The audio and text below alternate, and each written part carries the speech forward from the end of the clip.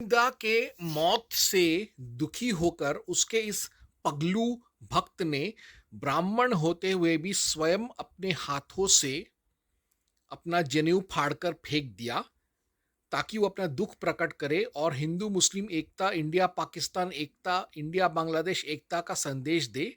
और उसने ये भी कहा कि वो जनेऊ फाड़ के फेंक रहा है क्योंकि हिंदू धर्म में यही जनेऊ औरतों को नहीं पहनने देते और इसको यह गैर कानूनी और भेदभाव वाला प्रवृत्ति समझता है हिंदू धर्म का।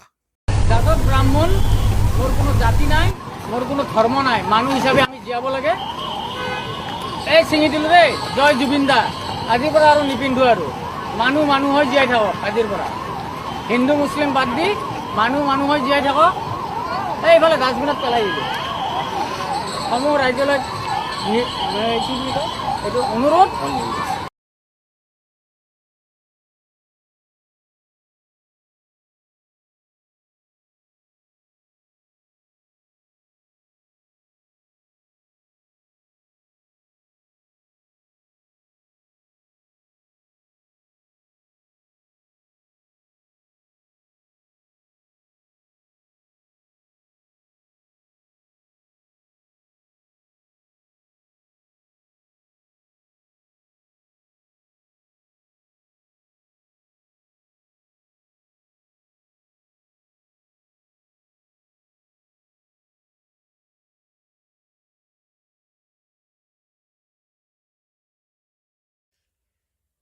उसके किताब रिडल्स ऑफ हिंदुइज्म में हिज रॉयल एक्सीलेंसी नवाब भीमराव अंबेडकर ने लिखा है कि उसके संविधान ने ही हिंदू महिलाओं को जनेऊ, उपनयन, उपवीत संस्कार का अधिकार दिया है, वरना प्राचीन वैदिक समाज में मनुवाद के हिसाब से औरतों को जनेऊ पहनने का अधिकार नहीं था।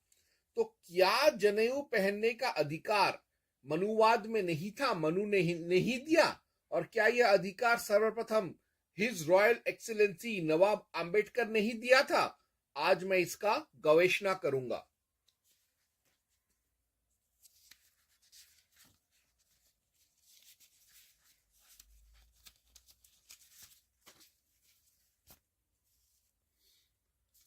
तो इस सिलसिले में जो सबसे पहला सवाल जो मेरे जहन में आया वो ये है, मनु 2.67 गृहस्थी इज इंपॉर्टेंट फॉर वुमन। तो मनु के नियम में एक चीज लिखा हुआ है कि एक औरत के लिए उसका घर संसार, शादी ब्याह ही उसका जनेऊ संस्कार है। ये चीज लिखा हुआ है मनु में, लेकिन इसका कारण क्या है और क्या इससे प्रमाणित होता है कि मनु पूरी तरीके से स्त्री उपनयन के खिलाफ था कि नहीं, वो देखना बहुत जरूरी है। तो सर्वप्रथम मैं पढ़ रहा हूं मनु 2.67।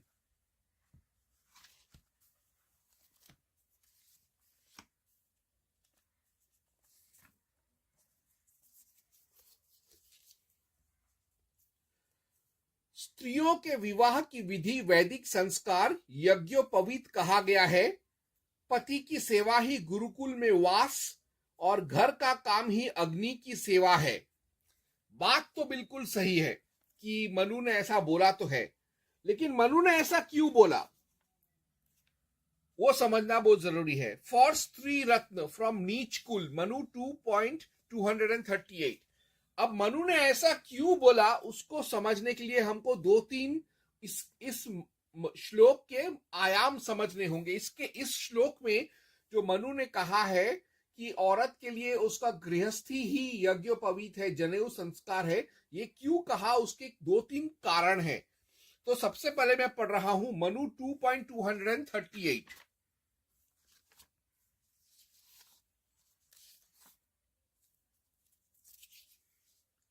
उसमें लिखा है, श्रद्धा पूर्वक नीच से भी अच्छी विद्या, चांडाल से भी परम धर्म को और नीच कुल से भी स्त्री रत्न को ग्रहण करे विष से भी अमृत को, बालक से भी सुंदर वचन को, वैरी से भी सुंदर आचरण को और अशुभ जगह से भी स्वर्ण को ले लेना चाहिए, स्वर्ण को ले लेना चाहिए। यानी यहां पर मनु ने साफ साफ कहा है कि अगर कोई औरत बहुत ही नीचे कुल की है, नीचे वर्ण, नीचे वर्ग की है, बेकार परिवार और कुल से है, लेकिन फिर भी अगर वो उसमें अगर अच्छा स्वभाव चरित्र है, वो अगर स्त्री रत्न है, तो उसके साथ विवाह करने में कोई दोष नहीं है। अब ऐसी अगर कोई स्त्री रत्न है, भले वो चाहे कितनी भी धार्मिक क्यों ना हो, पवित्र क्यों ना हो, लेकिन उसका यज्ञ पवित्र नहीं हुआ होगा, ऐसा हो सकता है।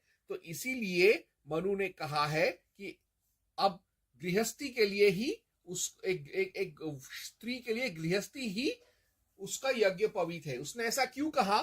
ताकि समाज में अगर कोई लोग खड़ा हो जाए और बोले भाई ये लड़का तो सवर्ण है, ब्राह्मण है, लेकिन ये लड़की तो नीच कुल की है, लेकिन उसके पास इसी वजह से यज्ञ पवित्र नहीं है, इसलिए वो दोनों शादी नहीं कर सकते, उनको ऐसे लोगों को जवाब देने के लिए मनु ने कहा गृहस्थी ही औरत के लिए उसका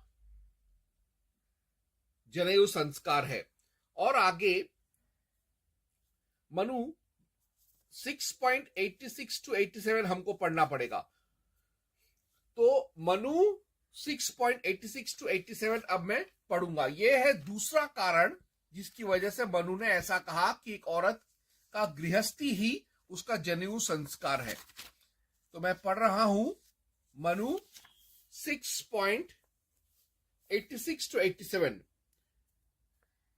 तुम लोगों से मैंने मन को वश में करने वाले सन्यासियों के धर्म का विधान कहा, अब वेद विहित कर्म को छोड़ने वाले सन्यासों का कर्मयोग सुनो।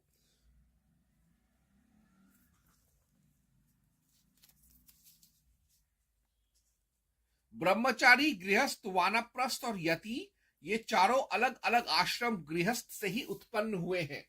यानी गृहस्थ आश्रम जो है वही बाकी सारे आश्रमों को, पूरे समाज को मजबूती देता है। और इसी वजह से to make woman never desert grihastha ashram, Manu नहीं चाहता था कि कोई महिला अविवाहित रहकर एक होड़ शुरू कर दे कि लड़कियां सब अविवाहित ही रहने लगेंगी, शादी नहीं करेंगी, या शादी होगा तो शादी तोड़कर चली जाएंगी, भले ही पति अच्छा क्यों ना हो, अकेली रहना चाहती है। तो ऐसा अगर होगा तो गृहस्थ आश्रम टूट जाएगा, the family unit will be broken, परिवार का जो इकाई बनने से पहले ही खत्म हो जाएगा, उसका संभावना ही नहीं रहेगा और समाज और राष्ट्र तब चरमरा जाएगा। इसीलिए महिलाओं को कहा गया कि आप गृहस्थी में ही रहो, और क्योंकि गृहस्थी ही आपका उपनयन संस्कार है, आपका गुरुकुल वास है, आपका शिक्षा दीक्षा है, इसीलिए मनु ने ऐसा कहा कि गृहस्थी ही स्त्री का उपनयन संस्कार है। और एक और कारण था जो मनु 2.66 में पढ़ने को मिलता है, वो कारण है to discourage society from sending girls away from family to gurukul ashrams. Manu जानता था कि गुरुकुल आश्रम में बहुत कठोर नियम होते हैं, जैसे जमीन पर सोना, सुबह 3 बजे उठना, भिक्षा मांगना, दूर गुरुकुल आश्रम जंगल बिहड़ में या किसी ग्रामीण जगह में होता है, माँ बाप के घर से अलग, वहां पर जाकर रहना, अपने से खाना बनाना, अपने कपड़े खुद धोना, गुरु का सेवा शुश्रूषा करना, किसी तरीके का सौंदर्य प्रसाधन का इस्तेमाल ना करना, सुगंधी का इस्तेमाल ना करना, इत्र का इस्तेमाल ना करना, रेशमी कपड़ों का इस्तेमाल ना करना, घोड़ा गाड़ी का इस्तेमाल ना करना, और सबसे खतरनाक चीज, एक औरत जो गुरुकुल में जो पढ़ता है उसको अलग अलग आश्रमों में घूमना पड़ता है, वाद विवाद, शास्त्रार्थ और उच्च शिक्षा के लिए। उसके साथ साथ उसको भिक्षाटन भी करना पड़ता है। तो मनु जो था वो महिलाओं की तरफ दयालु था, बेटियों की तरफ दयालु था, इसलिए वो नहीं चाहता था कि उनको गुरुकुल आश्रम का जो स्ट्रिक्ट डिसिप्लिन जिंदगी है उसकी कठिनाइयों को सामना करना पड़े। इसीलिए मनु ने कहा कि उनका जो सब यज्ञोपवीत संस्कार वगैरह होता है वो बिना मंत्रों का होना चाहिए, ताकि वो लड़की बड़ी होकर समाज और उसके घर परिवार वाले हमेशा ये ध्यान रखें कि बेटी अपनी धरोहर होती है और उसको हमेशा घर पे ही रखकर घर में ही पढ़ाओ, उसको दूर कष्टमय जीवन व्यापन करने मत बोलो गुरुकुल आश्रम में। यह भी कारण था जिसकी वजह से मनु ने यह कहा कि गृहस्थी ही एक स्त्री का जनेऊ संस्कार है। अब मैं पढ़ रहा हूं मनु 2.66 उपनयन without hymns for girls.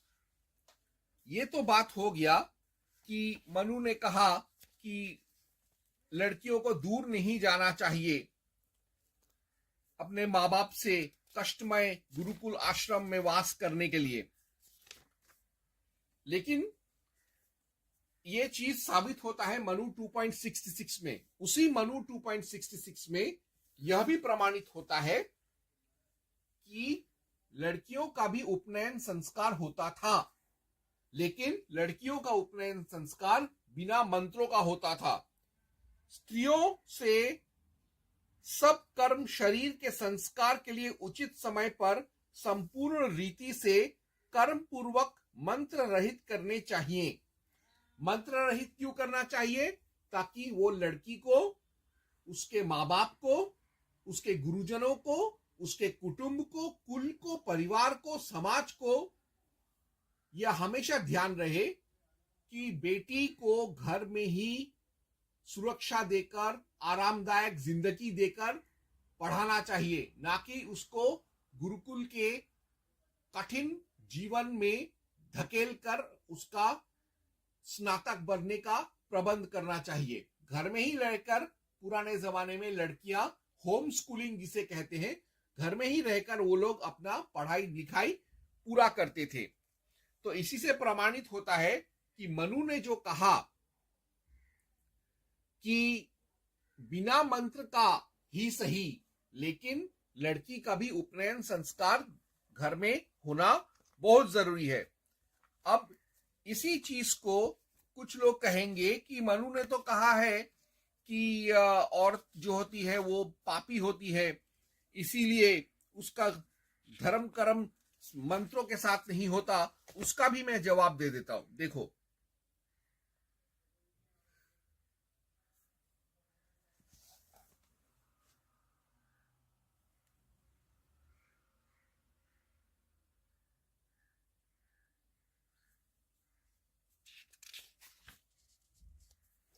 Manu 9.18 में लिखा है, स्त्रियों का संस्कार मंत्रों से नहीं होता, यही शास्त्र की मर्यादा है। स्मृति तथा धर्मशास्त्र में और किसी मंत्र में भी इनका अधिकार नहीं है, इसलिए ये झूठ के समान अशुभ है। ये चीज आधा सच है, आधा सही है।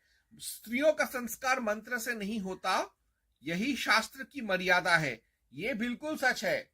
उनका उपनयन संस्कार बिना मंत्रों के साथ होता है ताकि वो वैराग्य की तरफ ना जाए, या ताकि कोई उनको वैराग्य की तरफ ना दे करके, जैसे जैनों में होता है। वो लोग अपनी बेटियों को कम उम्र में साध्वी बना देती हैं और मठों को दान कर देती हैं। बौद्धों में भी होता था। ये चीज ना हो, वैसे ही मनु ने भी कहा कि लड़कियों का उपनयन संस्कार बिना मंत्रों के होना चाहिए। अब ये जो श्लोक है 9.18, मनु 9.18, ये मनु के अपने वचन नहीं है। मनु ये कहता है कि यह जो वचन है यह दरअसल उसके जमाने का लोकाचार या लोकायुत है। इसके लिए पढ़ना पड़ेगा मनु 9.25। तो उसमें कहा गया है, यह हमने स्त्रियों का सदा शुभदायक, शुभतादायक लोकाचार कहा है। अब इस लोक तथा परलोक में सुखदायक संतान के धर्म कहता हूं, उनको सुनो। तो यहां पर ये जो लोकाचार है, ये यानी मनु का ये विचार नहीं है, ये उसके समय के समाज का यह चिंताधारा है। लेकिन मनु ने पहले ही कहा कि लड़कियों का उपनयन संस्कार बिना मंत्रों के होना चाहिए। उसके जमाने के लोगों ने गलत अर्थ निकाल दिया कि मंत्रों के बिना स्त्रियों का संस्कार होता है क्योंकि वो अपवित्र हैं, और चूंकि वो अपवित्र हैं उनको वेद का अधिकार नहीं है और इसीलिए उन लोग उल्टा होती हैं। ये उसके समाज का यह एक अंधविश्वास था जो मनु 9.25 में वो साफ साफ लिखता है कि यह लोकाचार है, ये उसके वचन नहीं है और उसके वचन वो बाद में बोलता है। तो इससे मैंने साफ साफ साबित कर दिया कि मनु कभी भी स्त्री उपनयन संस्कार, स्त्री उपवीत संस्कार, स्त्री जनेऊ संस्कार के विरुद्ध नहीं था, बल्कि वह तो सिर्फ यही चाहता था कि वह बिना मंत्रों के हो ताकि उनके अंदर वैराग्य भाव ना आए या उनका कोई बड़े बुजुर्ग उस बिचारी लड़की को कभी वैरागी बनने पर अपने आप को धर्म का ठेकेदार दिखाने के लिए अपनी बेटी को वैराग्य बनाने पर तुल ना जाए। तो ये हो गया मनु का विचार। अब मैं कुछ पढ़ूंगा इनडायरेक्ट एविडेंस ऑफ स्त्री उपनयन। हमारे शास्त्रों में कुछ ऐसे प्रमाण मिलते हैं मनु में भी जहां पता चलता है अप्रत्यक्ष रूप से कि स्त्रियों का उपनयन होता था। तो इस सिलसिले में पहले पढ़ूंगा मनु 9.27 धर्म एंड पितर मोक्ष डिपेंड्स ऑन वाइफ। मैं पढ़ रहा हूं मनु 9.27।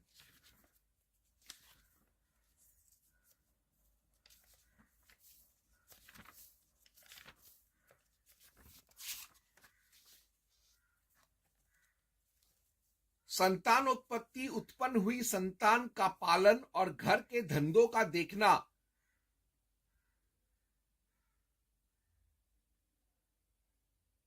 भालना, इनके लिए भार्या ही मुख्य कारण है। संतानोत्पत्ति, अग्निहोत्र आदि धर्म कार्य, सेवा, उत्तम रति और पितरों के तथा अपने स्वर्ग प्राप्ति के कार्य केवल पत्नी के ही अधीन हैं। यानी यहां पर साफ साफ मनु कह देता है कि एक कुटुंब में जो धर्म कर्म होता है वो पूरा का पूरा स्त्री के ऊपर निर्धारित है। अब अगर लड़की को उपनयन संस्कार नहीं हुआ होता तो वो ये सारे धर्म कार्य के बारे में जानेगी कैसे? तो इसी से पता चलता है कि मनुवाद में भी या मनु ने भी स्त्री उपनयन का समर्थन किया है। आगे मनु 9.96 कहता है यज्ञ हवन होम पूजा कर्मकांड अग्निहोत्र रिलाइज ऑन वाइफ। यहां तो मनु ने कह दिया कि धर्म कर्म पितृमोक्ष पिंडदान ये सब स्त्री पर निर्धारित है, लेकिन मनु 9.96 में वह पूरे हक के साथ कहता है कि धर्म कार्य जो है स्त्री के पार्टिसिपेशन के बगैर बेकार होता है। मनु 9.96 गर्भ धारण के लिए स्त्रियां और गर्भाधान के लिए पुरुष उत्पन्न हुए हैं, इसलिए वेद में कहा है कि साधारण धर्मों को भी स्त्री सहित करें, अकेला ना करें।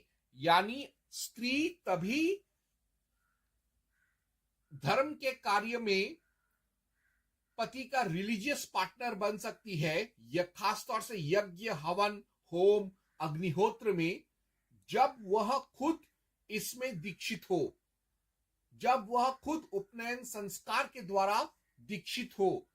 जब मनु ऐसा कहता है कि बिना स्त्री के ये सारे वैदिक कर्मकांड अपूर्ण हैं, स्त्री का पार्टिसिपेशन जरूरी है, इसका मतलब स्त्री के पास उपनयन संस्कार था, उसका शिक्षा दीक्षा था यज्ञ हवन करने का। अब आगे कुछ और वेदों से उदाहरण देखता हूं। Atharvaveda 11.5.18 even girls have to pass brahmacharini ashram to be eligible for wedding. तो मैं अभी पढ़ूंगा अथर्ववेद 11.5.18।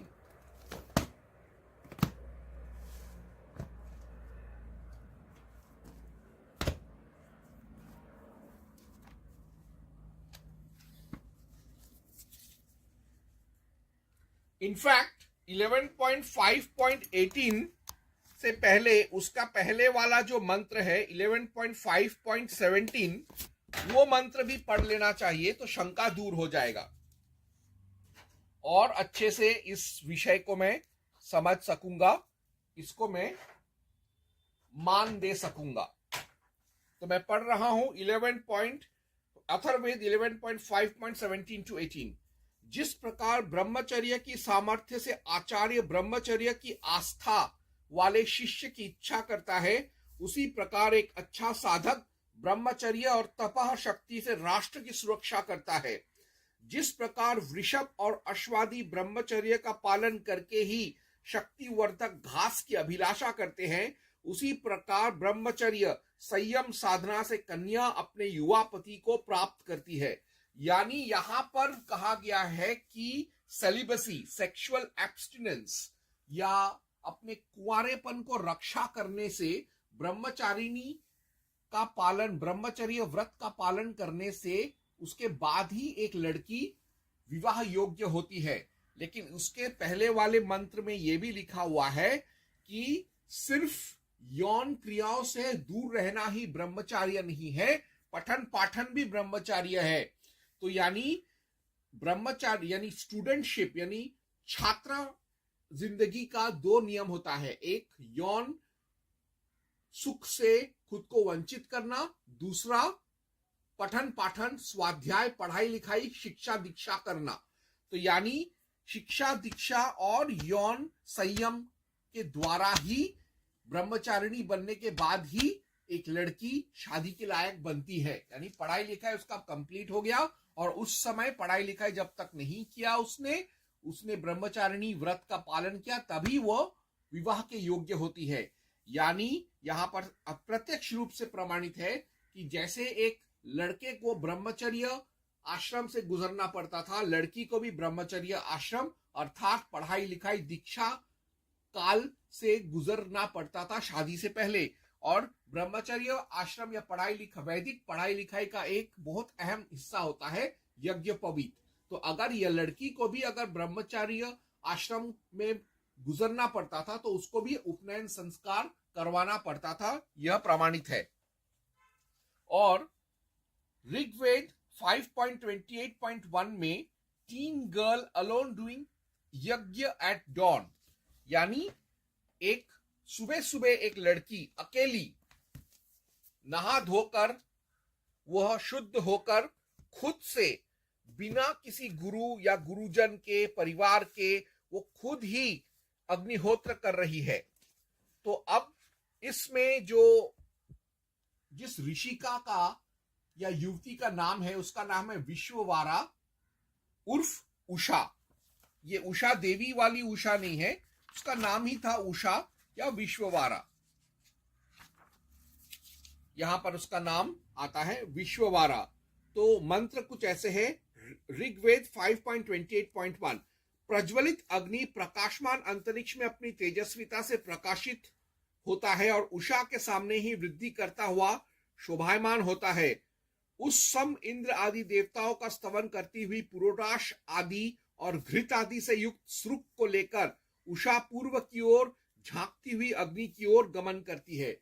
यानी वो खुद से सारे जो पैराफरनेलिया है, साजो सामान है यज्ञ का, वो खुद लेकर खुद ही यज्ञ में अग्निहोत्र में वो दान करने के लिए तत्पर हो रही है। तो अगर एक लड़की खुद से यज्ञ कर रही है तो इसका मतलब ये हुआ कि उसका यज्ञ पवित्र हुआ है, इसीलिए वो यज्ञ करने में शिक्षित दीक्षित है, पारंगत है। इसी से पता चलता है कि वैदिक काल में भी लड़कियों का यज्ञ पवित्र होता था। अब इसके अलावा इतिहास में पुराण में कई प्रमाण मिलते हैं जहां पे महिलाओं ने या देवियों ने अकेले अकेले इसी तरीके से यज्ञोपवीत होते हुए इन्होंने यज्ञ होम करने का साहस किया था, जैसे पार्वती, सती, द्रौपदी, कौशल्या, शिखंडी डिड यज्ञस इवन अलोन। इन्होंने बिना किसी के मदद के खुद से ये अपना संध्या उपासना यज्ञ हवन करती थी, कई बार इमरजेंसी के समय। तो इसी से प्रमाणित होता है कि उस जमाने में महिलाओं का, खास तौर से राजघराने की महिलाओं का पूरा हक था कि वो उपनयन संस्कार करे अपने लिए। ये तो हो गया अप्रत्यक्ष प्रमाण।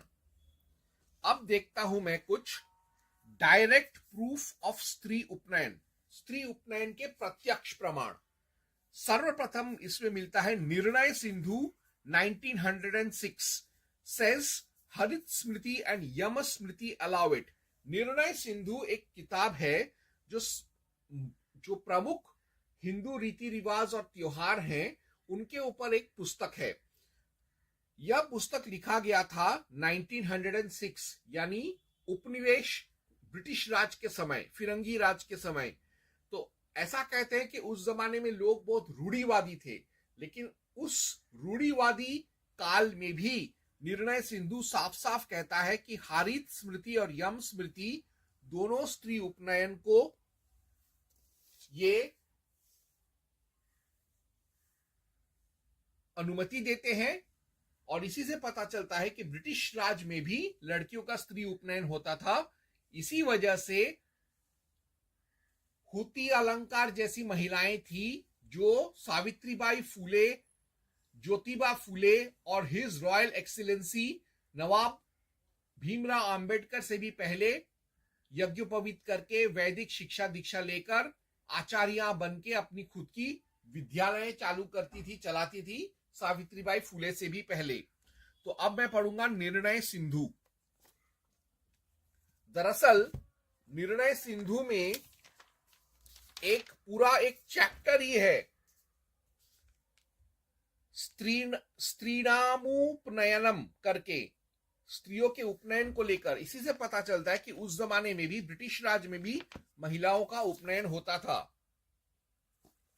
तो अब मैं उस चैप्टर का तृतीय परिच्छेद पढ़ रहा हूं। उसमें पृष्ठ नंबर 414 उसमें लिखा है, जो हारित ने यह लिखा है कि दो प्रकार की वधु होती हैं, एक ब्रह्मवादिनी, दूसरी सध्यो वधु। उनमें ब्रह्मवादिनियों का उपनयन अग्नि, धन, वेद पढ़ना और अपने घर में भिक्षा मांगना करने, और सध्यो वधुओं का उपनयन करके विवाह करे। यह युगांतर अर्थात दूसरे युगों के विषय में है, कारण कि यम ने कहा है कि प्रथम कल्पों में स्त्रियों को मौंजी बांधना, वेदों का पढ़ना पढ़ाना और गायत्री का उपदेश इष्ट था। यह साफ साफ प्रमाणित हो जाता है कि ब्रिटिश काल तक, अंबेडकर से भी पहले तक, निर्णय सिंधु के हिसाब से महिलाएं उपनयन करती थी। इनफैक्ट ये जो किताब है निर्णय सिंधु, ये जिस समय लिखा गया था यह अंबेडकर का समकालीन समय था। अब इसमें जो हारित स्मृति, यम स्मृति क्या है उसका भी मैं देखता हूं। हारित स्मृति जो है वो 760 एडी में लिखा गया था। हारित जो था वह राजपूत राजा कालभोज बप्पा रावल का गुरु था। और हारित स्मृति 760 एडी यानी मध्य युग में, मध्यकालीन युग में, राजपूत युग के समय लिखा गया था। जो वामपंथी इतिहासकार हैं वो कहते हैं कि राजपूत युग, सामंतवादी युग, काला युग था। तो उस काले युग में भी स्त्रियों को उपनयन संस्कार का अधिकार था। तो सोचिए कितना स्वर्णिम युग था मध्यकालीन राजपूत युग। तो हारित स्मृति 21.23 कहता है, द्विविधा स्त्रियो ब्रह्मवादिन्यः सदिवध्वश्च तत्र ब्रह्मवादिनी नामोपनयनम म्योधन वेदाध्ययनं स्वगृहे भिक्षाचर्या चेति। अर्थात इसमें कहा गया है कि अच्छी महिलाएं दो किस्म की होती है। ए साध्वी सध्यो, जो कि उपनयन संस्कार करके बाद में शादी ब्याह कर लेती हैं। बी ब्रह्मवादिनी, जो उपनयन संस्कार करके सेलिब्रेट आजीवन ब्रह्मचारिणी रहती हैं, वेद स्टडी करती हैं, याग करती हैं, उपनयन तो हो चुका है उनका और घर में ही भिक्षा लेती हैं। वो बाहर दूसरों के घरों में, दूसरे इलाकों में जाकर भीख नहीं मांगती, घर के परिवार में, घर के आंगन में ही अपने स्वजनों से भिक्षा लेकर घर में ही वो एक तपस्विनी की तरह रहती है। लेकिन सध्यो वधु और ब्रह्मवादिनी दोनों में एक ही चीज कॉमन है कि दोनों का उपनयन संस्कार, मौंजी संस्कार, जनेऊ संस्कार, उपवीत संस्कार होता है। अब गुप्त काल यानी तकरीबन 600 एडी में यम स्मृति लिखा गया था, जिसमें कहा गया है पुराकल्पे कुमारिणा मोन्जो बंधन मिष्यते अध्यापनश्च वेदानां सावित्री वाचनन तथा पिता पितृव्यो भ्राता वा नैनाम मध्यापयेत परह।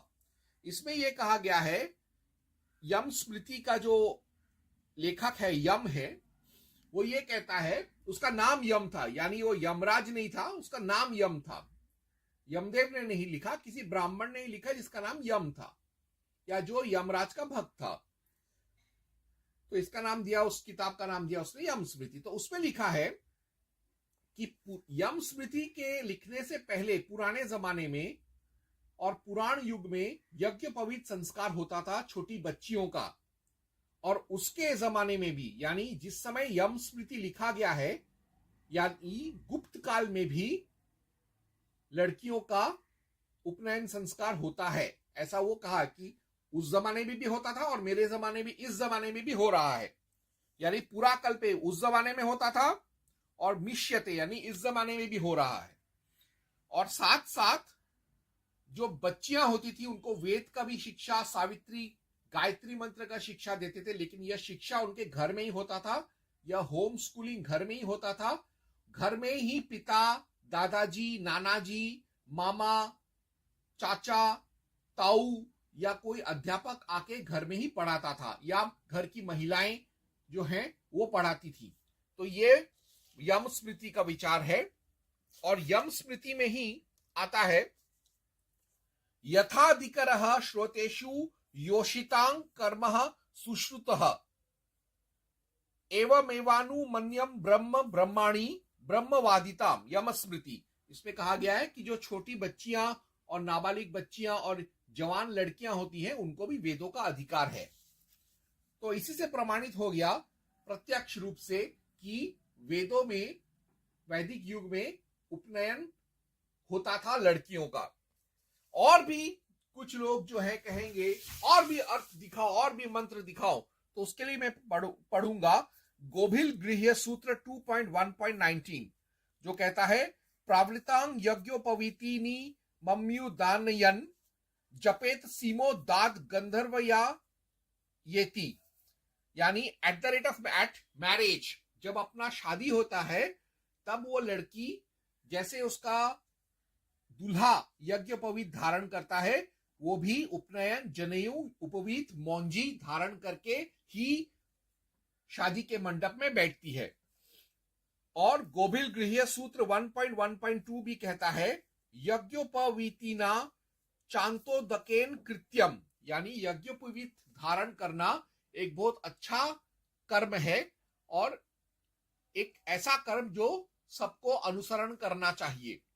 तो इन सब प्रमाणों से यह साबित हो जाता है कि वैदिक युग में और मनुवाद में लड़कियों का उपनयन संस्कार 100% होता था।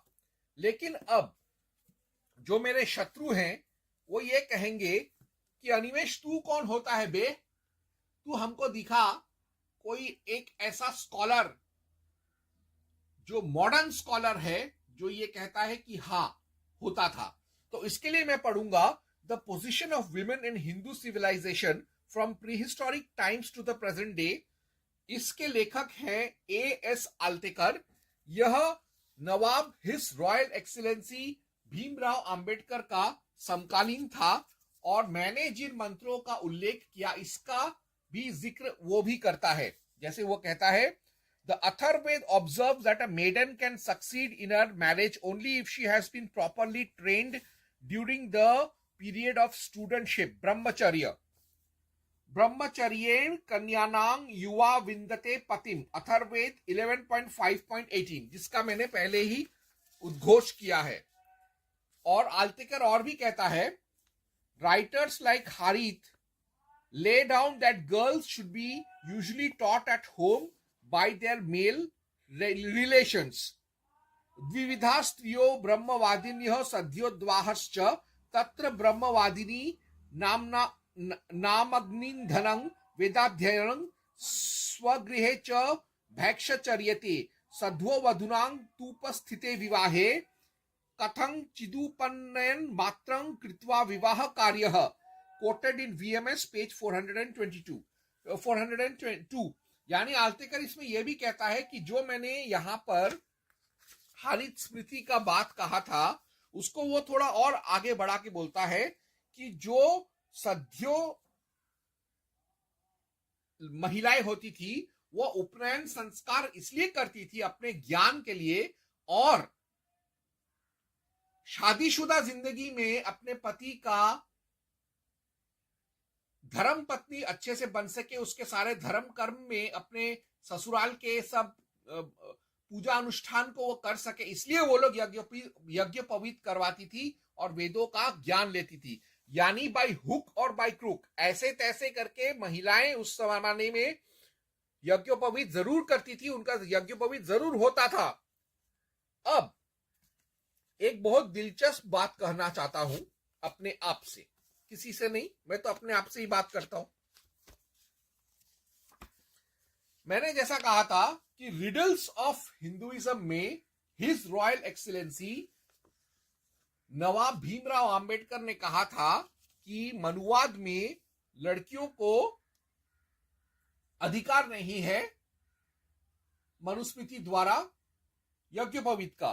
तो ये मैं अभी पढ़ रहा हूं, हिंदू नारी का उत्थान और पतन, हिज रॉयल एक्सीलेंसी नवाब डॉक्टर B.R. अंबेडकर। वो ये कहता है, स्त्रियों का वेदाध्ययन का अधिकार ना होने के कारण उनके संस्कार वेद मंत्रों से नहीं कराए जाते और वेद का अध्ययन ना होने के कारण वे ज्ञान शून्य भी होती है। वेद मंत्रों के उच्चारण से पाप का नाश होता है, चूंकि स्त्रियां उनका उच्चारण नहीं कर सकती अतः उनमें असत का वास रहता है। ये कहा गया है कि जो मनु ने जो लोकाचार कहा, अंबेडकर ने उसी को मनु का विचार समझकर उसको ग्रहण किया है और झूठा प्रचार कर दिया कि मनु ने उपनयन संस्कार पर प्रतिबंध लगा दिया स्त्रियों के लिए। और इसी पुस्तक में अभी अंबेडकर खुद कहता है, 4 प्राचीन काल की नारी की स्थिति से तुलना करने पर हमें दिखाई देता है कि आज की नारी घोर पतन की स्थिति में पहुंच गई है। राजनीति में उनके योगदान के संबंध में भले ही कुछ संदेह हो, परंतु बौद्धिक तथा सामाजिक क्षेत्र में उन्होंने बहुत ही ऊंचा स्थान प्राप्त कर रखा था, इसमें कोई संदेह नहीं। अथर्ववेद में आए इस प्रसंग से कि ब्रह्मचर्य काल पूरा करने के उपरांत कन्या विवाह के योग्य मानी जाए, यह स्पष्ट होता है कि उस काल की नारी उपनयन की भी अधिकारिणी थी। श्रौत सूत्र से हमें विदित होता है कि स्त्रियों का वेदाध्ययन कराया जाता था और वे वेद मंत्रों का उच्चारण कर सकती थीं। और सबसे बड़ा प्रमाण तो पाणिनि के अष्टाध्यायी है, जिससे सिद्ध होता है कि स्त्रियां गुरुकुल में रहकर वेदों की विभिन्न शाखाओं का अध्ययन करती थीं तथा मीमांसा में पारंगत होती थीं। पातंजलि का महाभाष्य हमें बताता है कि स्त्रियां उस समय आचार्य भी थीं और कन्याओं को वेद पढ़ाती थीं। पुरुषों के साथ धर्म, दर्शन, अभ्यास आदि गूढ़ विषयों पर स्त्रियों के शास्त्रार्थों के उदाहरण भी कम नहीं है। जनक और सुलभा, याज्ञवल्क्य और गार्गी, याज्ञवल्क्य और मैत्रेयी तथा शंकराचार्य और विद्याधरी के शास्त्रार्थ यह दर्शाते हैं कि मनुस्मृति से पहले के युग में स्त्रियां ज्ञान व शिक्षा के क्षेत्र में उच्चतम शिखर पर पहुंच चुकी थी। यानी अंबेडकर एक ही साथ, एक ही जीवन में, एक ही कलम से दो अलग अलग चीजें कहता है। एक बार अंबेडकर कहता है कि मनुवाद ने स्त्रियों का उपनयन रोका और फिर बाद में उसी मनुवादी समाज में वो स्त्रियों का उपनयन दिखाता है। चूंकि वो मनु से नफरत करता था, उसका एक पॉलिटिकल एजेंडा था, इसलिए घूम फिर कर वो किसी तरीके से प्रमाणित कर देता है कि मनु उपनयन के खिलाफ था महिलाओं के लिए, जबकि मैंने पहले ही शुरू करके बता दिया कि मनु 2.67 में और 2.66 में जो मंत्रों के बिना ही सही लेकिन स्त्रियों के लिए, बच्चियों के लिए उपनयन संस्कार जरूरी था, मनु ने खुद कहा है। तो आज मैंने इन सारे संदर्भों से साबित कर दिया, और भी बहुत प्रमाण मिलेंगे अगर वेद और दूसरे सब संस्कृत ग्रंथ पढ़े तो और कई 100 प्रमाण मिलेंगे स्त्रियों के उपनयन संस्कार का, लेकिन मैंने कुछ एक प्रमाण दिखाकर साबित कर दिया कि मनुवाद में स्त्री उपनयन संस्कार वर्जित नहीं है, वो बिल्कुल है, लेकिन ताकि स्त्रियां सन्यासिनी ना बन जाए बचपन में ही, या कोई उनको सन्यासिनी जीवन की ओर ना लेकर जाए, या उसको सन्यास आश्रम में उसको कोई धकेल ना दे, इसीलिए उपनयन संस्कार बच्चियों का बिना मंत्रों का घर में ही होता था, लेकिन होता जरूर था। और वो लोग ज्ञान के लिए और एक अच्छी धर्मपत्नी बनने के लिए वैदिक यज्ञोपवीत संस्कार जरूर करवाती थी, वैदिक मंत्रों का, वैदिक ग्रंथों का शिक्षा दीक्षा पुरजोर लेती थी, इसमें कोई संशय नहीं है। ओम हं हनुमते नमः। हिंदू धर्म का इतिहास न सिर्फ ग्रंथों में लिखा हुआ है बल्कि पत्थरों पर भी अंकित है। अब विदा लेने से पहले कुछ मंदिरों के मूर्तियों को देखना, जिसमें देवी जो है प्रत्यक्ष रूप से सीधा सीधा खुले आम यज्ञोपवीत उपवीत जनेऊ मौंजी धारण की हुई है। कुछ एक मूर्ति है, ऐसे हजारों मूर्तियां हैं भारत में, लेकिन कुछ एक मूर्तियों का छवि मुझे मिला है इंटरनेट से, वो मैं यहां पेश कर रहा हूं। ओम हं हनुमते नमः।